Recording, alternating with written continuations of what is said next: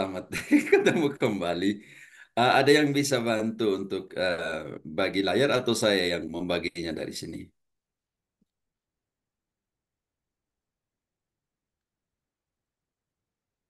Oke, di temanya di atas dulu sebelum. Oke, di temanya halaman pertama. Oke, manajemen konflik dalam terang sabda Allah. Oh, selamat datang orang-orang yang bermasalah ke dalam room ini ya. Bu Minar, Dokter Sonya, berapa kali sih menghadapi permasalahan dalam hidup? Ayo bagi, ayo sharing deh. Sharing dulu sebelum ke sana. Bu Maria, berapa kali kita mengalami konflik dan persoalan dalam hidup? Ayo, Nggak dihitung, Romo. banyak ya. Nggak dihitung. Bu Minar nggak punya masalah lagi ya, Bu. Bu Minar nggak punya masalah lagi. Oke, pertanyaan saya bukan karena konflik itu. Pertanyaan saya, sikap kita terhadap konflik itu. Ini penting ya. Maksudnya malam hari ini kita coba melihat lebih jauh dari konflik-konflik itu adalah bagaimana Tuhan sendiri, bagaimana kitab suci sendiri melihat, membantu kita untuk melihat, oh akarnya di sini loh persoalan. Konflik itu akarnya di sini. Lalu opsi apa yang saya harus buat untuk mengatasi konflik-konflik itu ya. Ini penting dalam dalam hidup kita. eh, Terbatas kepada persoalan seperti ini, seperti Petrus. Ketika Petrus bertanya kepada Yesus, Tuhan, sampai berapa kali kah kami mengampuni? Ayo, berapa kali, Bu Sonya? Jawab Yesus. Berapa kali harus mengampuni, Bu Maria? Pak Valentinus, damai, damai di hati, terang di jalan. Berapa kali kita harus mengampuni, kata Yesus? 70 kali 7 kali 7 kali 7 tak terhingga, Romo. Tak terhingga ya, tujuh itu tak terhingga ya. Numerologi dalam kitab suci katakan bahwa tujuh itu sempurna, tak terhingga dan semuanya. Ah, Kalau seandainya konflik itu hanya disolusi dengan pengampunan, artinya itu unilateral, tergantung saya. Saya yang sendiri yang mengampuni. Saya sendiri yang mengatasi konflik itu. Ya, orang lain tidak perlu. Tetapi ada satu hal penting lebih jauh dari pengampunan yang kita namakan rekonsiliasi. Santo Paulus dalam 1 Korintus katakan begini, rekonsiliasilah dengan Tuhan melalui kami, karena kami adalah utusan-utusan untuk rekonsiliasi, untuk perdamaianmu dengan Tuhan. Seolah-olah Tuhan yang lagi menasihati kami, kamu melalui kami. Oke, ini penting. Rekonsiliasi itu bergantung dua hal. Namanya bilateral. Bergantung kepada eh, mengenali, mengakui apa yang sudah terjadi, konflik yang sudah terjadi, masalah yang sudah terjadi, dan ambil jalan baru. Kalau mengampuni itu tergantung Bu Minar lah, dia mau mengampuni 77 kali, kali, terserah lah. Tetapi rekonsiliasi itu butuh dua pihak dalam pengertian ini. Oke. Dalam konsep seperti ini, selamat datang saudara dan saudariku, keluarga besar LPF. Setelah sekian lama tidak berjumpa, hari ini harus pakai kostum Indonesia karena lagi pertandingan sama Australia, jadi minta maaf ya. Jadi 100% Indonesia, 100% Katolik. Jadi bawalah di Garuda di dada juga untuk hal ini. Eh, Manajemen konflik dalam terang sabda alam. Jadi terima kasih kita manfaatkan bulan kitab suci ini untuk sedikit mendalami sabda Tuhan itu sendiri. Semoga dengan setengah jam ini kita bisa em, berbagi, berdialog dan bisa melihat, oh ya saya seperti ini loh, saya sudah buat seperti ini, oh ya, saya belum buat seperti ini. Bagaimana manajemen konflik dan bagaimana saya bisa terang kecil untuk orang-orang lain agar bisa mengatasi konflik itu. Kita mulai dengan pengalaman para murid berhadapan dengan situasi persoalan badai kehidupan. Jadi mungkin ada anggota LPF yang bisa bantu Injil selanjutnya, silakan. Tapi sebelum ke Injil Matius kita ini loh, kita lihat sini. Bu Minar, apa yang Bu Minar lihat di sini? Bu Maria, Pak Valentinus, Bu Zonya, Bu Odilia, dan semua mau sebut nama-nama Putih. satu-satu, Bu Regina, dan semua yang ada di sini. Apa yang kita Gambar lihat di putih. sini? Ayo. Ya, Layar putih. layar putih. Ayo, apa yang dilihat di sini? Layar putih, apa yang dilihat lagi? Nokta hitam. Hitam. Lubang Nota hitam, hitam. Ya,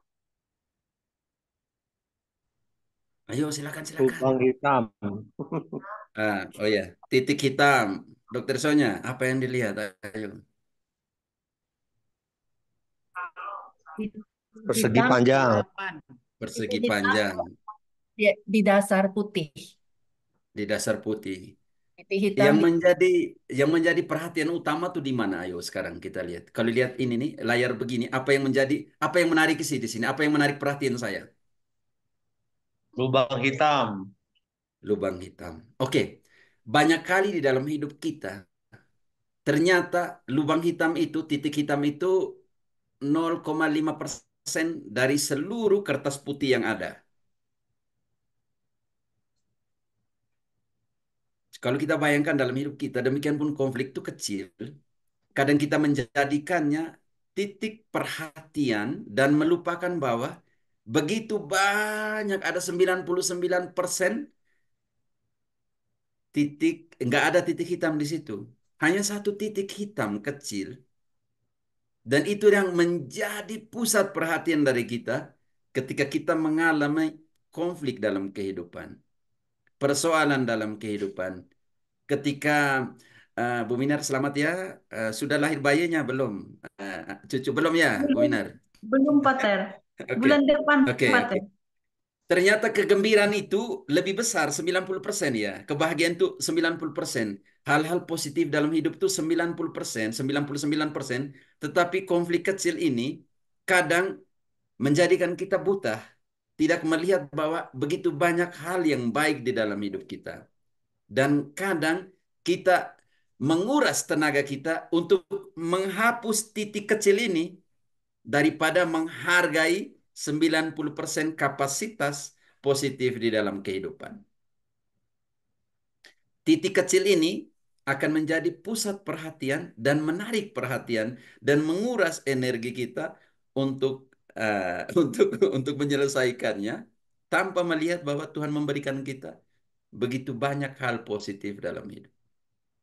Dan kalau kita mau melihat bahwa dari segi antropologi psikologis, seorang perempuan itu punya memorinya tuh lebih besar daripada seorang laki-laki. Ya, anggap saja macam memorinya gajah ya. Gajah tuh bisa mengingat jalan pulangnya. eh, Setelah kalau di Afrika ada program Animat Planet itu, dia pergi cari air dan dia pasti pulang. Dia ingat jalan pulangnya lewat mana. Kalau dari segi psikologis, saudari-saudari, para wanita, dia punya daya ingat tuh kuat sekali. Dokter Sonya masih ingat enggak ya? Hadiah pertama eh, waktu masih masa pacaran, hadiah pertama. Contoh masih ingat nggak dari pacar? Masih nggak? Contoh kecil aja, masih nggak? Lupa, Romo. Lupa nggak apa ya? Kalau itu sudah laki-laki lah kalau begitu. Kalau laki-laki ditanya itu nggak akan ingat. Karena itu makanya dari segi ingatan ini, memori, seorang perempuan akan punya kapasitas lebih besar untuk mengingat. Laki-laki udah nggak tahu lagi mau bilang apa. Contohnya nih suami dan istri, Mas besok ke pasar ya. Kan masnya lagi nonton TV, contohnya acara pertandingan Indonesia Australia ya. Besok ke pasar ya. Oke, oke, oke. Beli ini ya. Oke, oke, oke. Besok pasti ditanya. Bu Sonya, Mak tadi malam ngomong apa sih? Begitu pasti deh. Pasti. Karena memang susah. Dan yang kedua, dari segi psikologis, antropologis, seorang perempuan punya kebutuhan untuk berbicara. Karena itu bisa berbicara, bisa menggunakan kata-kata 8.500 kata per hari seorang perempuan. Dan laki-laki hanya 3.500 kata per hari. Karena itu kalau pulang dari tempat kerja, kalau laki-laki sudah ngomong banyak di tempat kerja, di rumah pasti nggak ngomong apa-apa. Dia lebih memilih ambil remote control TV atau apa, selesai.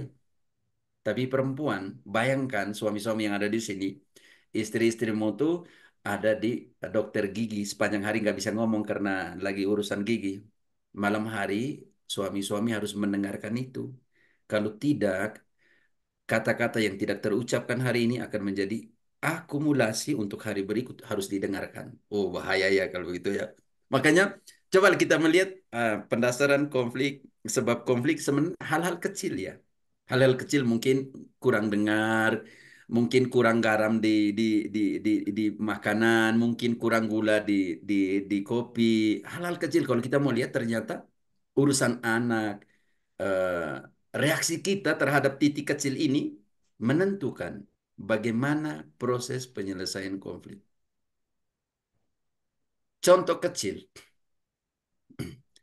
kita pergi ke dokter dan katakan, dokter Sonya di sini, dok, dok, bu dokter, kalau saya tekan jari saya di kepala sakit, kalau tekan di leher sakit, kalau tekan di dada sakit, kalau tekan di pinggang sakit, kalau tekan di kaki sakit, dokter bingung. Akhirnya dokter bilang, yang sakit itu bukan kepala, bukan leher, bukan punggung, bukan kakimu. Yang sakit itu jari kecilmu itu yang sakit. Makanya ketika tekan di kepala dia rasa sakit. Ternyata kadang dokter sakitnya kecil, tetapi kalau tekan di jemaah ya pastilah sakit karena itu memang jarimu sakit. Ternyata sakit itu kecil. Dan seorang laki-laki sakit sakit kecil aja, sakit kepala aja, seolah-olah sudah mau mati. Besok besok saya akan mati. Ternyata sakitnya kecil sekali begitu ya. Konfliknya kecil di dalam hidup. Berapa kali pengalaman kalian di rumah tangga, kalau anak laki-laki dan perempuan, oh ya maaf badan kurang sehat, oh ya enggak apa. Kalau kalau kalau seorang istri sakit dan seorang suami sakit, lihatlah contohnya. Seorang suami kalau sakit, laki-laki kalau sakit seolah-olah sakit seluruh, macam begitu. Walaupun tangannya yang sakit gitu.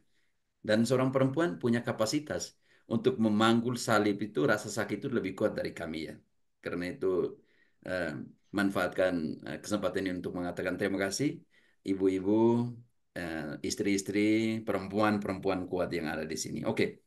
Bagaimana cara pandang kita terhadap konflik dalam hidup? Ternyata konflik itu kecil, hanya mengaburkan seluruh pandangan kita, perspektif kita terhadap konflik. Seperti ini loh, titik kecil hitam itu kecil dan kertas putih itu lebih besar daripada titik hitam. Tetapi karena konsentrasinya kita di titik ini, kita lupa bahwa begitu banyak kapasitas positif untuk keluar dari sana.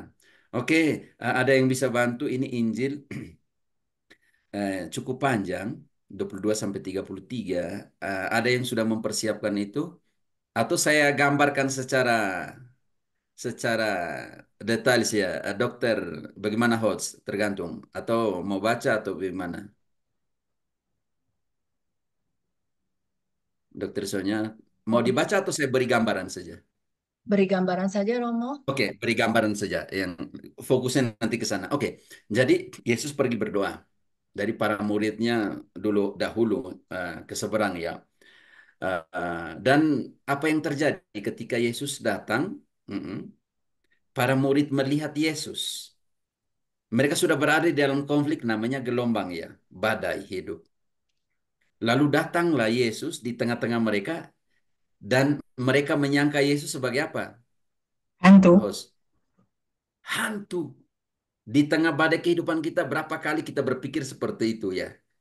Ini nih orang ini pasti mau buat ini nih. Oh, ini pasti ini nih. Dari hidup di dalam kecurigaan seperti itu. Hmm. Jadi ini saya mau katakan bahwa ketika Yesus datang mereka menyangka sebagai hantu. Yesus bilang jangan takut saya ini. Ini loh, semua mereka menyangka hantu. Di dalam kehidupan kita ada yang namanya saya palsu dan saya asli. Saya palsu adalah kesadaran ordinaris, kesadaran setiap hari kita. Apa itu? Ide, pikiran, perasaan, pekerjaan, kedudukan, apalagi rasa sakit hati, rasa gembira, itu yang kita namakan saya palsu. Ini penting sekali dalam kehidupan kita. Atau kesadaran sehari-hari kita. Penting sekali.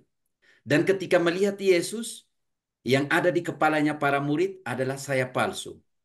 Oh, itu tuh hantu. Oh, kita takut ya terhadap itu tuh hantu. Sudah datang badai, sekarang hantu datang lagi.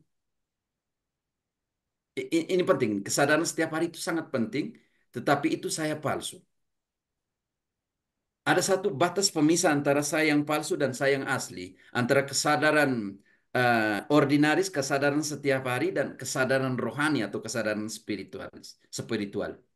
Dalam posisi badai dan dalam posisi Yesus datang dan mereka menyangka sebagai hantu, itu adalah di dalam semua kesadaran setiap hari. Rasa takut, rasa gembira, ide, pangkat, kedudukan, perasaan, pikiran, dan semuanya itu penting. Tetapi ketika Yesus bilang begini, jangan takut, saya ini, Petrus ambil angkat bicara. Dia bilang, Tuhan, jika engkau ada di sana, biarlah saya berjalan di atas air. Bagaimana antara kesadaran yang palsu di atas, kesadaran saya yang palsu mengatakan, itu hantu, kita lagi takut dan semua, dan Petrus masuk dalam satu spasi ke saya yang asli. Dengar suara hatinya. Dia bilang begini, ya saya katakan, Tuhan jika engkau ada di sana, biarlah saya berjalan dalam badai. Penting banget nih. Ini yang kita namakan kesadaran rohani, kesadaran spiritual, saya yang asli. Kalau kita dijelekin, Dokter Sonya dan kawan-kawan yang ada di sini, Bu Regina dan kawan-kawan, kalau kita disakiti, contohnya, kalau kita dikhianati, apa yang kita pikirkan, Dokter Sonya? Contoh kecil. Bu Maria dan semuanya, Bu Minar. Apa yang kita pikirkan kalau kita dikhianati? Yang kita, saya palsu katakan begini, balas dendam kan? Nggak usah ngomong lagi sama dia. Biarin begitu semuanya itu. Berdoa sampai begini, Tuhan, Tuhan, em, apa ya, terangi dia atau bunuh dia seperti itu. Contoh kecil kan. Semoga ada kecelakaan dan semua harapkan semua yang jelek-jelek ini loh. Tetapi ketika engkau dikhianati, ada suara kecil yang katakan, ngapain? Dia yang menyakiti engkau. Nanti kamu nggak bisa tidur loh. Biarin seperti itu. Ketika Yesus dihadapkan dalam persoalan konflik seperti ini, konflik sosial dan konflik hukum Taurat, ketika dibawa perempuan yang berdosa di hadapan Yesus dan dikatakan kepada Yesus, perempuan ini kami dapati lagi berzina. Hukum Taurat mengatakan bahwa 613 hukum salah satunya, ketika seorang perempuan didapati berzina harus dihukum mati dengan batu. Yesus ambil satu spasi. Dia diam dan tulis di tanah, dia katakan begini, yang tidak berdosa, lemparlah batu pertama.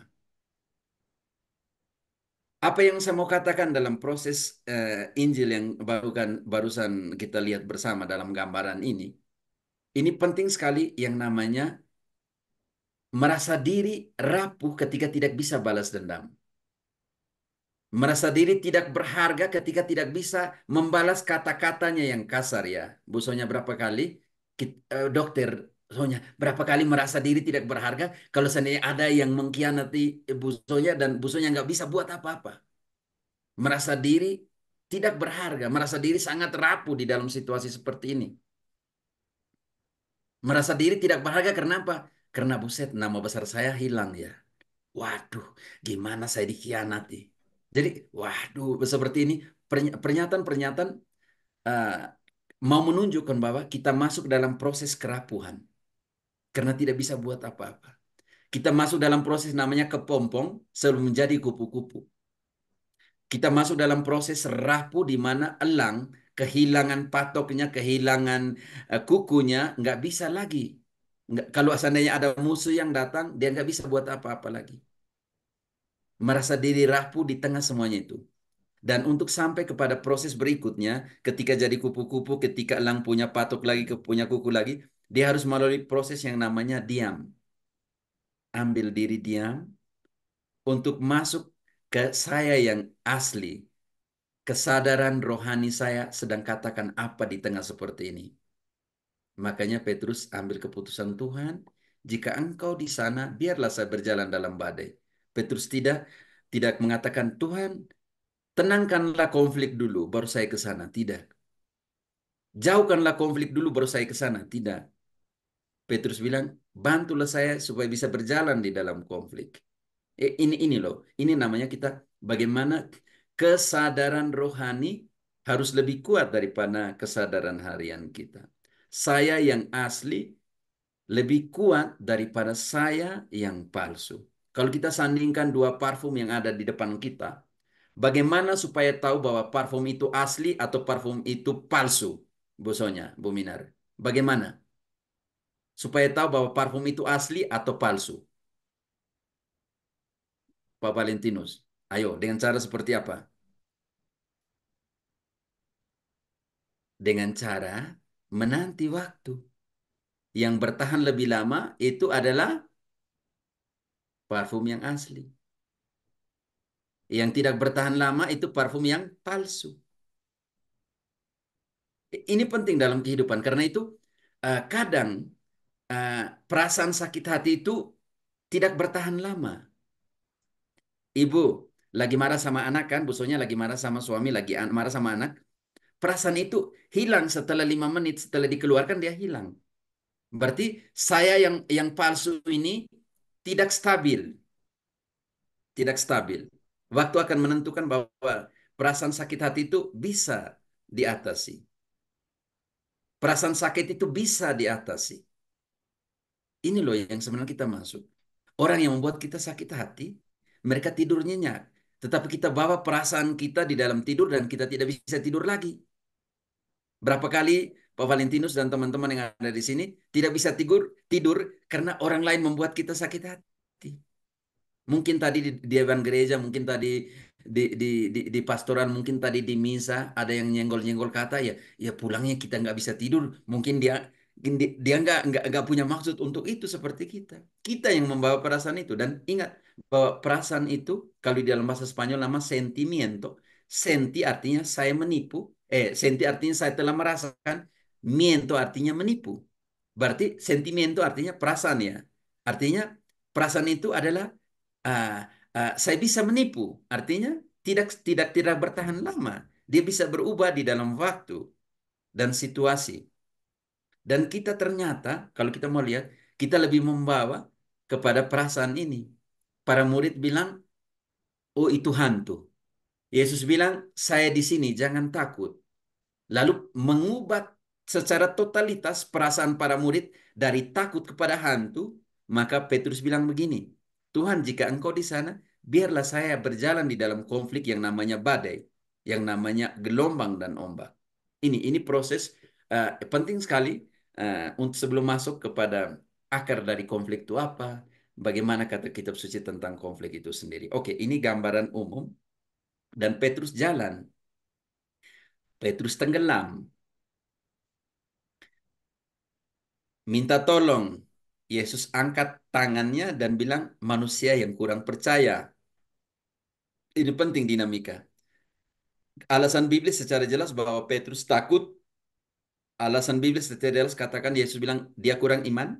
Tetapi ada alasan lain yang di luar kitab suci. Yang mau juga katakan kepada kita. Ketika Petrus mengalihkan pandangannya kepada masalah dan meniadakan pandangannya kepada Tuhan. Ketika Petrus mengalihkan pandangan dari Tuhan dan meletakkan, mengkonsentrasikan pandangannya kepada persoalan inilah yang kita namakan bagaimana konflik mendominasi kita. Bagaimana konflik dan persoalan merajai hati dan pikiran kita. Bagaimana konflik, persoalan, dan masalah hidup lebih kuat daripada iman, harapan, dan cinta kita. Oke, saudara dan saudariku yang terkasih, marilah kita lihat bersama bagaimana penyebab konflik di dalam kehidupan kita, apa yang dikatakan oleh kitab suci. Silakan, Yakobus 4:1 ayat 3. Saya langsung baca ya. Oke, atau ada yang sudah siapkan untuk baca? Terserah Romo atau saya bacakan, boleh Romo? Oke, silakan. Dari manakah datangnya? Iya, Yakobus Sambil minum kopi ya, permisi. Yakobus 4 ayat 1 sampai 3, hawa nafsu dan persahabatan dengan dunia. Dari manakah datangnya sengketa dan pertengkaran di antara kamu? Bukankah datangnya dari hawa nafsumu yang saling berjuang di dalam tubuhmu? Kamu mengingini sesuatu, tetapi kamu tidak memperolehnya. Lalu kamu membunuh. Kamu iri hati, tetapi kamu tidak mencapai tujuanmu. Lalu kamu bertengkar dan kamu berkelahi. Kamu tidak memperoleh apa-apa karena kamu tidak berdoa. Atau kamu berdoa juga, tetapi kamu tidak menerima apa-apa karena kamu salah berdoa. Sebab yang kamu minta itu hendak kamu habiskan untuk memuaskan hawa nafsumu. Jadi ada satu konflik selalu antara yang kita pikirkan terhadap situasi dan suara hati kita terhadap konflik itu. Jadi Yakobus katakan bahwa Yakobus tuh uskup rasul dan uskup Yerusalem ya. Di pertengahan di situasi di mana Yerusalem seperti itu Yakobus bilang begini, akar dari semuanya, akar dari semua konflik yang ada kepada dirimu sendiri dan konflik kamu kepada orang lain itu adalah bagaimana memuaskan egomu. Berapa kali sih kalau kita lagi berdiskusi bertengkar ya, contohnya kalau kata kasarnya bertengkar antara suami dan istri dan anak-anak, itu menjadi sebuah peperangan kecil karena semua orang mau memenuhi egonya, mengatakan dia yang lebih benar dari semuanya. Yang satu pihak bilang dia yang lebih benar. Jadi inilah penyelesaian konflik kita adalah lebih kepada bagaimana memuaskan ego kita. Hawa nafsu kita sandingkan dengan kata ego ya. Ini bagaimana kita melihat bahwa oh, yang menguasai kita itu ego. Saya yang palsu yang lagi menguasai saya dan benar-benar saya menghilangkan hati nurani. Bagaimana orang yang balas dendam? Dia tidak menggunakan hati nuraninya untuk mendengarkan sesuatu di sana. Bagaimana peperangan di dalam dunia ini? Karena karena antara negara tidak mau melihat lagi hati nurani yang lagi berkata sejujurnya seperti itu. Karena itu akar dari konflik menurut Yakobus adalah rasa egomu, hawa nafsumu, cinta dirimu, tanpa membuka spasi bahwa engkau punya misi di atas dunia ini. Bahwa Tuhan memberikan engkau dua tangan untuk lebih banyak bekerja dan satu mulut untuk lebih sedikit berbicara. Dua telinga untuk lebih banyak mendengar, dua mata lebih banyak melihat, dan Tuhan memberikan engkau dua kaki untuk lebih banyak berjalan dan bekerja dan berjuang. Ini maksud dari contoh kecil yang kita bisa lihat ternyata pemenuhan hawa nafsu, pemenuhan ego adalah akar dari seluruh konflik yang kita alami dalam hidup. Dan juga kita membawa konflik itu di dalam doa. Kata ayat 3 kan, kamu juga berdoa. Tetapi apa yang kamu minta adalah pemuasan egomu. Berapa kali sih kita berdoa dengan Tuhan saya mau ini, Tuhan saya mau ini. Datang kepada Tuhan tuh dengan, Dokter Sonya, dengan semua apa namanya litani kebutuhan ya. Saya mau ini, saya mau ini, saya mau ini, saya mau ini. Dan coba kita melihat semua bahwa doa yang paling sederhana itu Bunda Maria ya. Aku ini hamba Tuhan, terjadilah padaku menurut perkataanmu. Hamba tugasnya melayani. Dan hamba dia tidak punya kuasa, yang punya kuasa adalah Tuannya. Berapa kali sih kita ambil posisi seperti ini di dalam doa kita? Atau waktu kita berdoa, kita lebih banyak minta dengan daftar permintaan. Satu, dua, tiga, empat, lima, enam, tujuh, delapan. Banyak kali kan Bu Minar seperti itu ya dalam doa-doa kita. Dan semuanya, oh ternyata ini akar dari konflik spiritual juga terjadi di situ. Bahwa konflik spiritualmu, engkau memaksa Tuhan menjadikan kehendakmu kehendak Tuhan. Doa Bapa kami dibalikan. Berilah kami rezeki pada hari ini, ampunilah dosa kami dan begini loh, dia minta Tuhan supaya jadilah kehendak Tuhan di atas diri kita, tetapi doa kita memaksa Tuhan supaya menjadikan kehendak kita. Ini penting dalam proses itu karena itu akar dari semua ini loh. Ada bagian pertama dalam relasi dengan kepribadian sosial dan keluarga. Bagian kedua ayat 3 itu penting loh dalam konflik intern spiritualmu. Di dalam doamu engkau mampu untuk memaksa Tuhan untuk membuat seperti yang engkau mau. Ini menjadi akar konflik spiritual, akar konflik kultur, sosial, politik dalam hidup kita. Oke, lanjut. Monggo. Akar kedua. Oke, Oh, akar kedua saya saya bacakan, Romo. dokter. Oke, silakan. Maaf, saya minum kopi ya. Ya, Romo. 1 Yohanes 2 ayat 9 sampai 11. Barang siapa berkata bahwa ia berada di dalam terang, tetapi ia membenci saudaranya, Ia berada di dalam kegelapan sampai sekarang. Barang siapa mengasihi saudaranya, ia tetap berada di dalam terang, dan di dalam dia tidak ada penyesatan. Tetapi barang siapa membenci saudaranya, ia berada di dalam kegelapan dan hidup di dalam kegelapan. Ia tidak tahu kemana ia pergi, karena kegelapan itu telah membutakan matanya. Akar dari semua konflik adalah kebencian dan kegelapan di dalam hatimu. Dan tidak tahu mau kemana. Semua orang Kristen harus tahu mau kemana dia. Supaya tahu ambil jalan. Di sini mau masuk surga kan? Iya pastilah. Tapi semua di sini mau mati, nggak mau kan? Belum Tuhan, masih nama begitu kan? Tapi satu-satunya untuk ke surga ya harus mati. Tetapi melalui mana? Yesus bilang saya adalah jalan kebenaran dan hidup. Kehidupan. Saya adalah terang, saya adalah jalan, saya adalah roti hidup. Orang tidak mau ikut.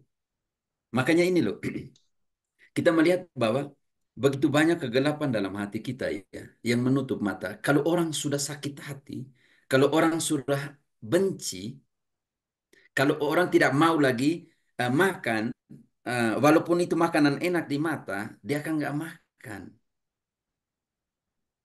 Legitimasi konflik bukan kepada apa, melainkan kepada orang. Contoh kecil, kalau dia sudah benci banget orang ini, akar dari konflik itu kebencian.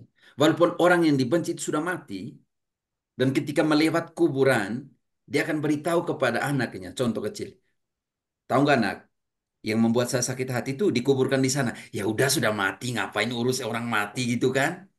Ternyata banyak loh kebencian itu mengaburkan seluruh keputusan-keputusan hidup. Kalau seorang pimpinan di rumah sakit atau di mana saya di perusahaan sudah sakit hati, sudah benci sama anak buahnya, pastilah dia akan buat sesuatu.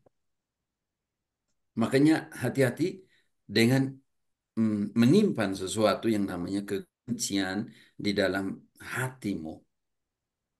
Karena itu nanti kita sampai kepada persoalan penjelasan persoalan ketika engkau punya sakit hati dengan saudaramu dan engkau ingin membawa persembahanmu, tinggalkan persembahan itu. Berdamailah dulu dengan dia. Ini penting dalam seperti itu ya. Jadi banyak loh orang yang pergi pergi ke gereja, pergi sambut, pergi komuni dengan sakit hati.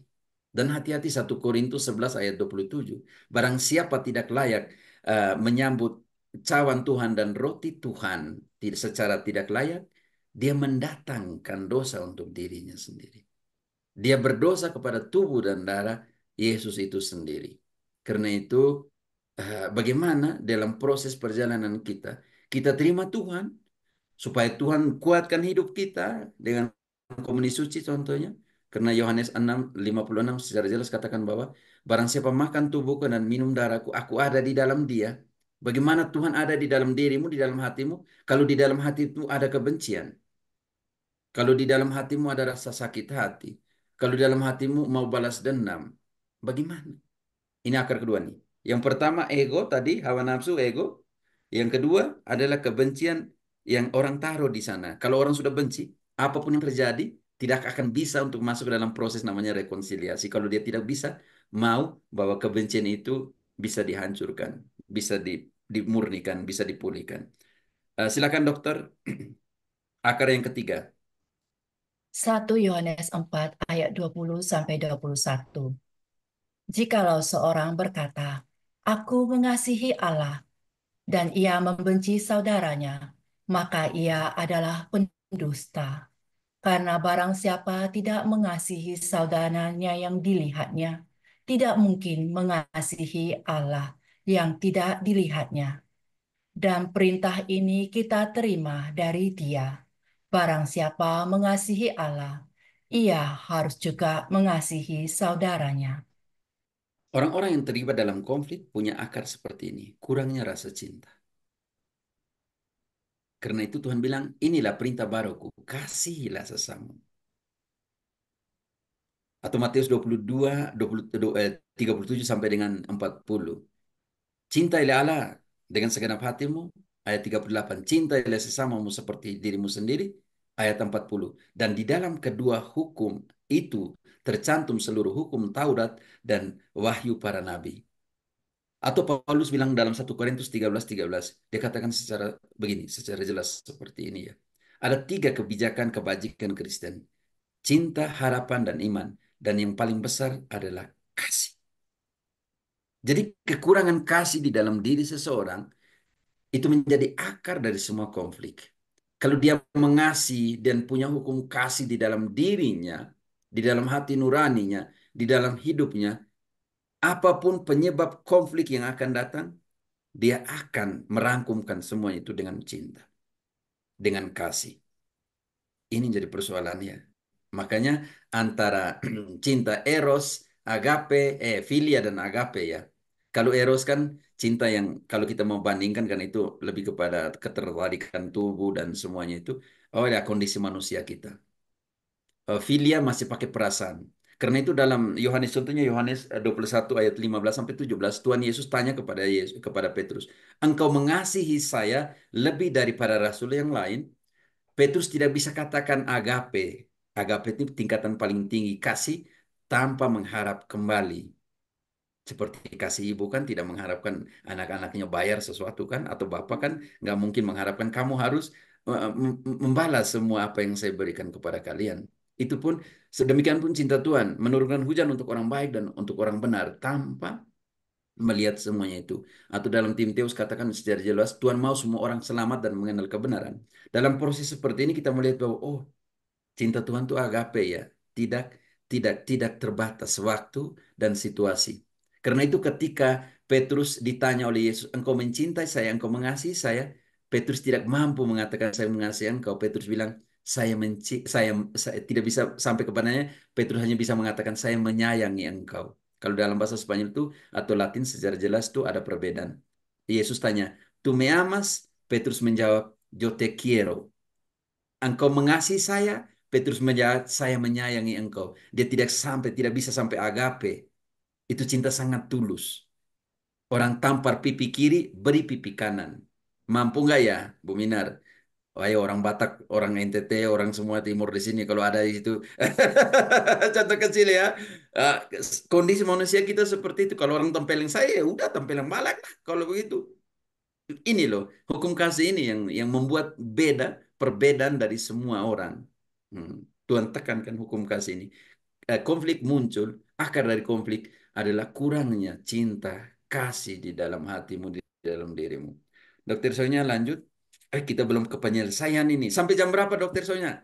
Sampai 20.50 bisa, Romo? Oh, ya, ya, ya, bisa, bisa, bisa, bisa. Saya percepat ya. Ya, Romo. Oke, konflik. Ini konflik para murid terhadap panggilan Kristus. Silakan dokter.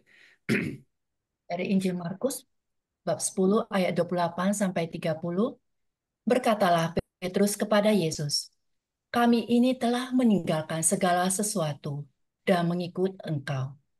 Jawab Yesus, aku berkata kepadamu, sesungguhnya setiap orang yang karena aku dan karena Injil meninggalkan rumahnya, saudaranya laki-laki atau saudaranya perempuan, ibunya atau bapaknya, anak-anaknya atau ladangnya, orang itu sekarang pada masa ini juga akan menerima kembali 100 kali lipat rumah, saudara laki-laki, saudara perempuan, ibu, anak, dan ladang, sekalipun disertai berbagai penganiayaan, dan pada zamannya akan datang, ia akan menerima hidup yang kekal. Oke, akar dari semua ke konflik dalam hidup kita ya. Ini yang kita namakan akar yang kita namakan kepentingan. Semua orang punya kepentingan loh. Seorang politikus waktu kampanye punya kepentingan, punya motivasi namanya kepentingan. Perubahan dalam hidup, perubahan dalam negara, perubahan dalam hukum, semua punya kepentingan. Dan ingat, kalau kita baca lagi Lukas 10 ayat 25 sampai dengan 22 sampai dengan 31 tentang anak yang hilang. Anak yang hilang ini punya kepentingan. Dia minta harta warisan. Ini loh namanya konflik yang disebabkan oleh setiap orang punya kepentingan masing-masing. Dan memperjuangkan kepentingan itu dan menjadi konflik. Konflik dari anak yang hilang dengan kakaknya anak pertama yang ada di rumah dan bapaknya adalah konflik kepentingan. Dia minta bagiannya. Banyak kali loh. Banyak kali kalau kita berhadapan.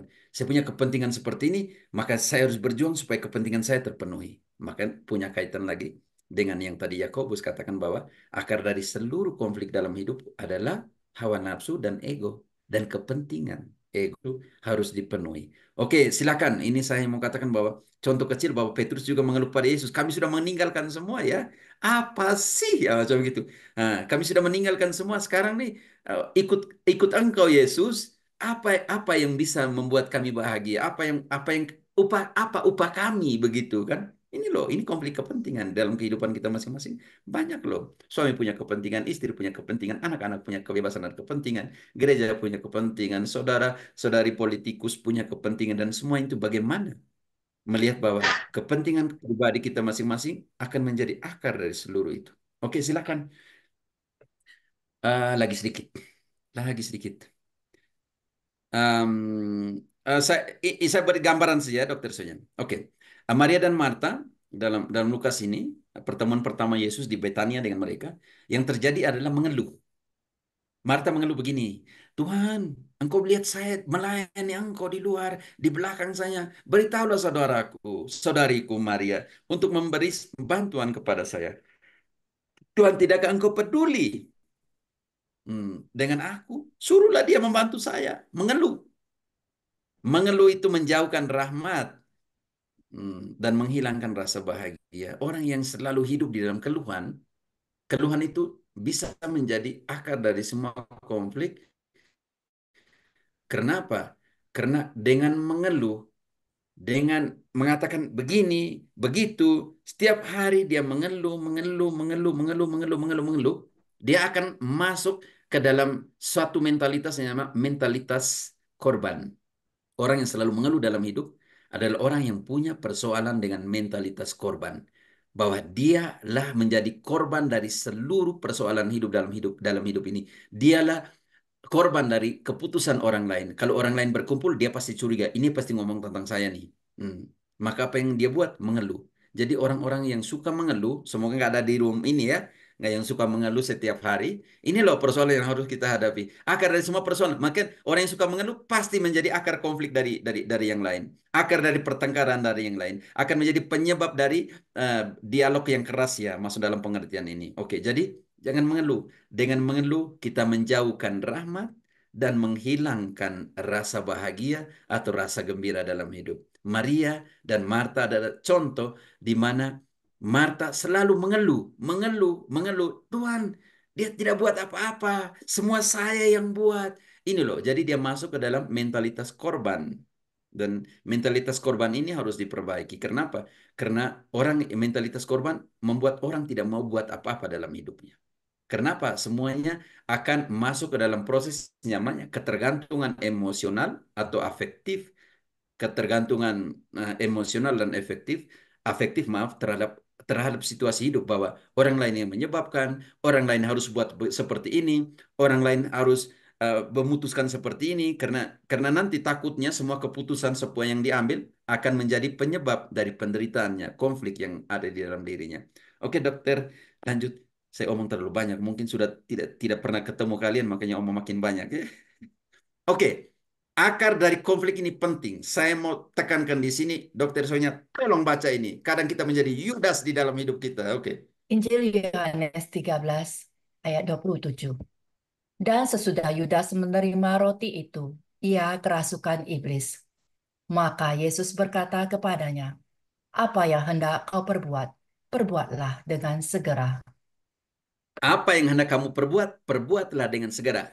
Maksudnya seperti ini. Yesus tahu bahwa Yudas itu rasul. Dia sudah pilih dia sebagai rasul. Maka sebagai rasul dan sebagai bendahara, dia harus tahu apa yang harus dia buat. Tetapi dia lebih memilih saya yang palsu. Menjual Tuhan dengan uang. Yesus bilang gini, apa yang hendak kau perbuati sebagai rasul, perbuatlah dengan segera. Tetapi apa yang dia buat? Justru dia tidak buat sebagai rasul. Dia buat sebagai orang yang dipengaruhi oleh uang. Ini loh yang kita namakan bahwa akar dari konflik di dalam kehidupan kita sebagai orang Kristen adalah tidak buat sesuai dengan apa yang harus kita buat. Artinya, tidak setia dengan apa yang harus kita buat sebagai orang Kristen. Artinya, Yesus bilang begini, bukan setiap orang yang mengatakan Tuhan, Tuhan akan masuk ke kerajaan Allah, melainkan mereka, Matius 7, 23, 25, melainkan mereka yang mendengarkan sabda Tuhan dan melakukan kehendak Bapakku. Siapakah saudariku, siapakah ibuku? Mereka yang mendengarkan sabdaku dan melakukannya di dalam kehidupan mereka. Ini loh, persoalan konflik paling bagi saya adalah ketidaksetiaan kepada apa yang Tuhan mau di dalam diri saya. Karena itu dalam Matius 28, 20 dia katakan kepada para rasul, ajarkanlah semua yang saya perintahkan. Ini loh. Jadi kalau Tuhan sudah perintah seperti ini, apa yang harus kita buat? Ya buat sesuai dengan perintahnya. Makanya dia bilang kepada Yudas, lakukanlah apa yang harus kamu lakukan. Ini loh akar dari semua konflik. Anak-anak nggak mau melakukan apa yang harusnya dilakukan oleh anak-anak. Suami-suami nggak mau melakukan apa yang harus dilakukan oleh suami-suami. Istri-istri nggak mau melakukan apa yang harus dilakukan oleh istri-istri. Ini yang kita namanya, yang punya kaitan dengan namanya konflik. Akar ini yang tidak setia, yang tidak mau melakukan apa yang harus dilakukan, punya hubungan dengan yang kita namakan krisis prioritas di dalam hidup. Suami nggak mau buat lagi seperti ini. Istri nggak punya prioritas lagi dalam hidup. Anak-anak nggak mau punya prioritas lagi dalam hidup. Orang Kristen Katolik nggak mempunyai prioritas dalam hidup lagi untuk sampai ke sana. Setiap orang punya prioritas sendiri-sendiri, kepentingan sendiri, ego sendiri. Oke, saya mau mempercepat 5 langkah. Kita omong lebih banyak persoalan titik hitam daripada titik putih bagaimana kita keluar dari persoalan. Oke, langkah pertama, saudara dan saudariku yang terkasih, langkah pertama, ambil inisiatif. Dokter. Baca, Romo. Hmm? Atau saya baca, supaya coba. Tergantung. Injil Matius 5 ayat 23 sampai 24. Sebab itu jika engkau mempersembahkan persembahanmu di atas mezbah dan engkau teringat akan sesuatu yang ada dalam hati saudaramu terhadap engkau, tinggalkanlah persembahanmu di depan mezbah itu dan pergilah berdamai dahulu dengan saudaramu. Lalu kembali untuk mempersembahkan persembahanmu itu. Ini penting sekali. Engkau tidak mempunyai sesuatu, dendam dan lain-lain, tetapi di hati saudaramu ada dendam kepada kamu, ada sakit hati kepada kamu. Loh, kamu yang harus ambil inisiatif? Iya, kamu yang harus ambil inisiatif. Ini ternyata jelas sekali. Dan engkau teringat akan sesuatu yang ada di dalam hati saudaramu kepada engkau. Yesus membuat sebuah pernyataan ekstrim. Kita tuh berdamai karena kita merasa sakit hati. Tetapi Yesus membawa lebih penting. Ketika engkau ingat bahwa saudaramu sedang sakit hati dengan engkau. Orang lain sedang berbuat itu kepada engkau. Dan engkau tidak mempunyai perasaan sakit hati. Engkau tidak mempunyai perasaan dendam. Tetapi di sini dikatakan, engkau yang harus pergi ke sana. Nah, ini kan melawan hati nurani, melawan harga diri nih. Ya Pak Valentinus, saya yang disakit hati, bagaimana mungkin saya harus ke sana berdamai dengan dia? Tapi Yesus bilang begini, engkau teringat akan sesuatu yang ada di dalam saudaramu terhadap engkau. Aduh, Tuhan, gimana dia yang sakit hati, dia punya dia punya kemarahan ke saya, kok saya harus minta maaf begitu kan? Memang susah ya. Tapi ini loh Yesus bilang, ambil inisiatif. Kalau semua pada diam ya nggak mungkin. Aduh, pergi Ekaristi tapi ah, Tuhan engkau, bukan saya yang sakit hati tapi dia yang sakit hati ke saya. Gimana saya harus membuatnya supaya jangan sakit hati lagi kepada saya? Ya udah, kamu harus pergi ke sana lah. Ambil inisiatif. Langkah pertama, ambil inisiatif. Kristen Katolik yang ada di sini, jangan takut ambil inisiatif di dalam proses rekonsiliasi ini terhadap semua konflik. Lanjut, Dokter Sonya. Langkah kedua. Matius Akui bahwa Anda juga menjadi bagian dari konflik. Semua orang memungkiri bahwa dia tidak menjadi bagian dari konflik. Silakan.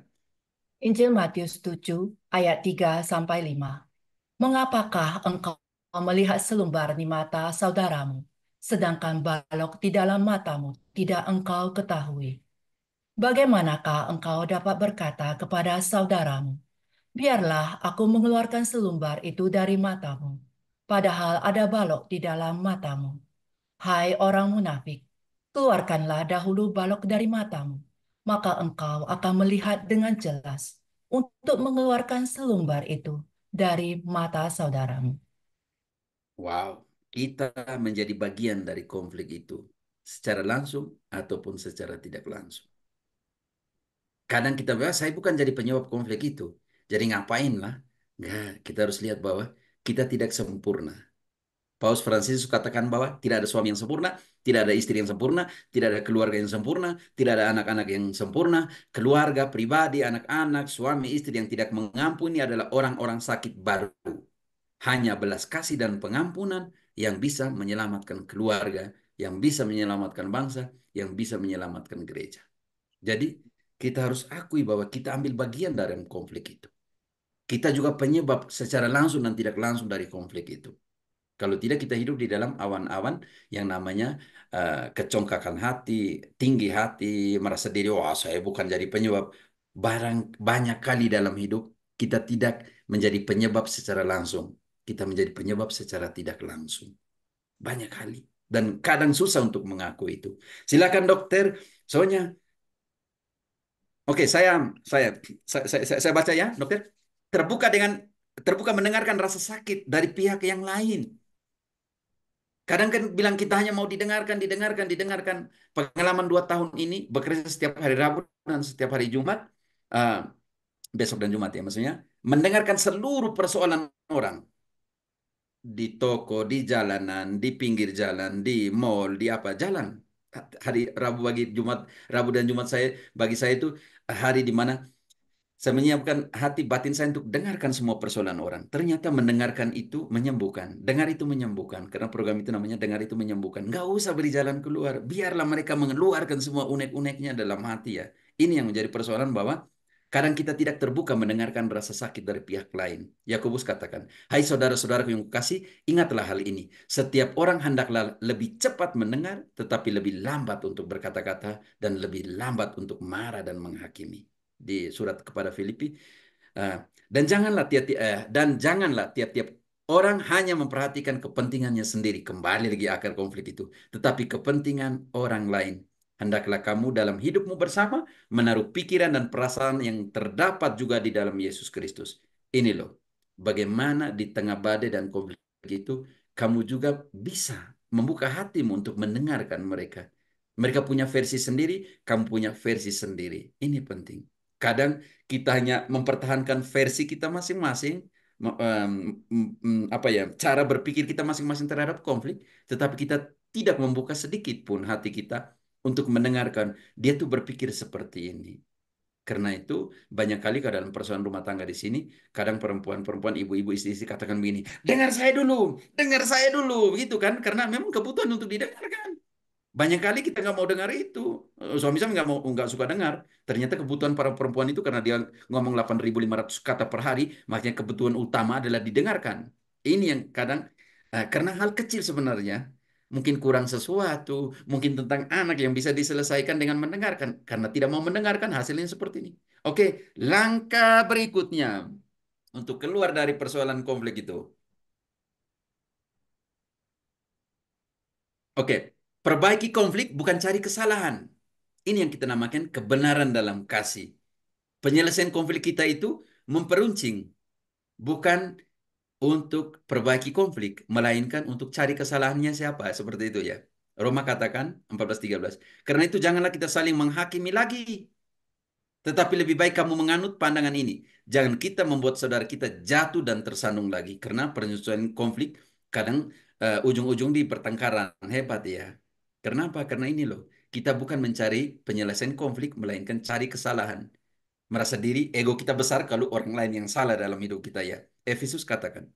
Tetapi dengan teguh berpegang kepada kebenaran di dalam kasih. Ah ini nih, kebenaran tetap di dalam kasih. Kita bertumbuh di dalam segala hal ke arah Kristus yang adalah kepala. Janganlah ada perkataan kotor keluar dari mulutmu, tetapi pakailah perkataan yang baik untuk membangun, di mana perlu supaya mereka yang mendengarnya beroleh kasih karunia. Wow, tantangan untuk kita nih. Penyelesaian konflik dengan lebih dahulu mencari kesalahan ya. Ini jadi soal ya. Oke, kalau semua orang berpikir bahwa penyelesaian konflik di meja penyelesaian konflik itu berpikir tentang yang positif, saya pikir bisa lah. Tapi yang kita ke sana, cari dulu kesalahannya siapa dalam persoalan hidup. Oke, silakan, dokter. Hampir selesai. Langkah ini terakhir. Saya baca. Fokus di rekonsiliasi. Berbahagialah orang yang membawa damai, karena mereka akan disebut anak-anak Allah. Damai itu mulai dari sebuah senyuman, kata Teresa dari Kalkuta.